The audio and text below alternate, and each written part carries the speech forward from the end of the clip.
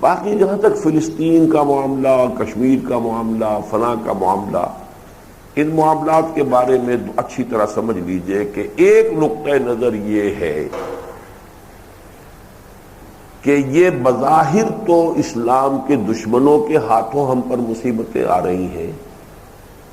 حقیقتاً یہ اللہ کا عذاب ہے ہم پر، اس لیے کہ اللہ نے امت مسلمہ کی حیثیت سے جو ذمہ داری ہمیں سونپی تھی وہ ہم نے ادا نہیں کی۔ اللہ کا عذاب، جیسے مکے میں جب ابو جہل مار رہا تھا تو وہ اللہ کی آزمائش تھی، وہ ہاتھ جو ہے ابو جہل کا تھا جس سے کوڑا پڑا ہے، جس پر بھی پڑا ہے،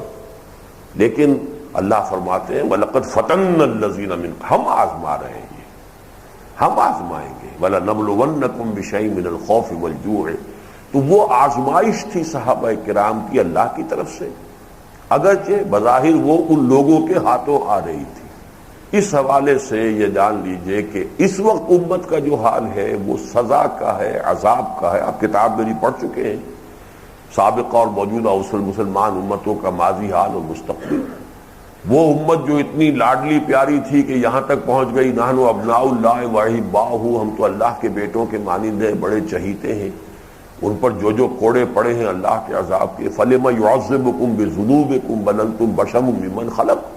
ایسے ہی لاڈلے ہو تو تمہارے اوپر یہ کوڑے کیوں پڑتے رہے، کبھی اسیریوں کے ہاتھوں، کبھی نبوکڈنضر کے ہاتھوں، کبھی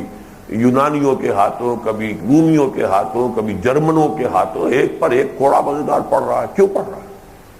تمہارے کرتوتوں کی سزا دے رہے ہیں، اس لیے کہ ہم نے تمہیں ایک اونچا مقام دیا تھا اور تم نے اس کے تقاضوں کو پورا نہیں کیا۔ بعین ہی وہی مسلمانوں کے ساتھ ہو رہا ہے اور شدید سے شدید تر ہوتا جائے گا جب تک کہ امت مسلمہ اس فرض منصبی کو ادا نہ کرے۔ اور اس فرض منصبی کا منیمم تقاضا یہ ہے کہ کم سے کم ایک ملک دنیا میں سائزیبل ایسا ہونا چاہیے کہ جس میں وہ اللہ کے دین کو قائم کر کے دنیا کو دکھا سکیں یہ ہے اللہ کا دین، صحیح نمائندگی کر سکیں روئے ارضی پر اللہ کی، ورنہ وہ مس ریپرزینٹ کر رہے ہیں اللہ کو اور اس کی جرم کی سزا جو ہے انہیں مل رہی ہے۔ جن لوگوں کی سمجھ میں یہ بات آ گئی ہو وہ تو اپنی ساری توانائی، ساری قوتیں، سارے اوقات جو بھی ہیں، ہر شخص کا اپنا دھندا ہے، اپنے بال بچوں کا پیٹ بھی پالنا ہے، اپنے بھی کچھ ضروریات ہیں، اس سے جو بھی وقت بچاتا ہے یا جو بھی سرمایہ بچاتا ہے، اب اس کی انویسٹمنٹ کہاں کرے گا؟ جس کی سمجھ میں یہ بات آ گئی ہے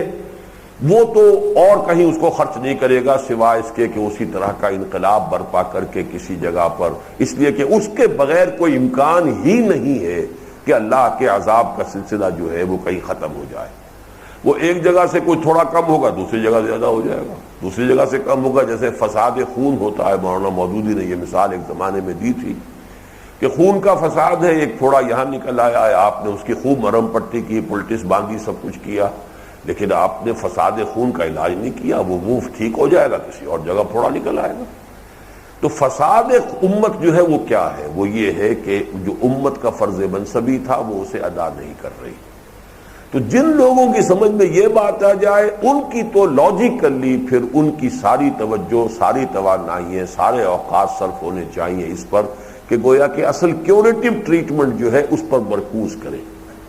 جن کی سمجھ میں یہ بات نہ آئی ہو، بڑی تعداد ایسی لوگوں کی جن کی سمجھ میں یہ بات نہیں آئی، وہ اگر مدد کر رہے ہیں تو بہت اچھا کام کر رہے ہیں۔ ہم ان کی کبھی کسی درجے میں بھی، چاہے وہ فلسطینیوں کی مدد کر رہے ہوں، کشمیریوں کی مدد کر رہے ہوں، وہ چچنیا والوں کی مدد کر رہے ہوں، تو بہرحال